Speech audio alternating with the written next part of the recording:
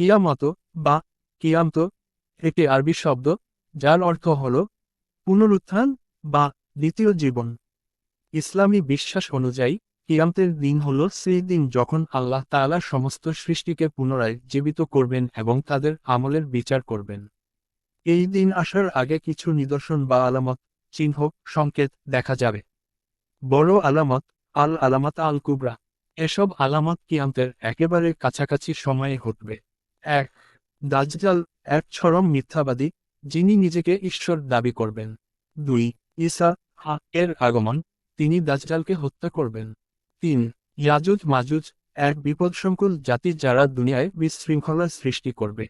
৪. সূর্য পশ্চিম দিক থেকে উদিত হবে। ৫. ধোঁয়া, দুখান, আকাশ থেকে এক বিশাল ধোঁয়া পৃথিবীতে ঢেকে ফেলবে। ৬. দিব্যপ্রাণী, দাব্বাতুল আরদ, একটি প্রাণী মানুষকে চিহ্নিত করবে। ৭. তিনটি বড় বড় ভূমিকম্প, একটিকে পূর্বে, একটিকে পশ্চিমে এবং একটিকে আরব উপদ্বীপে। ৮.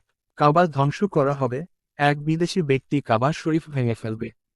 ৯. সকল ইমানদারদের আত্মা তুলে নেওয়া হবে, কিয়ামতের আগে কোনো ইমানদার জীবিত থাকবে না।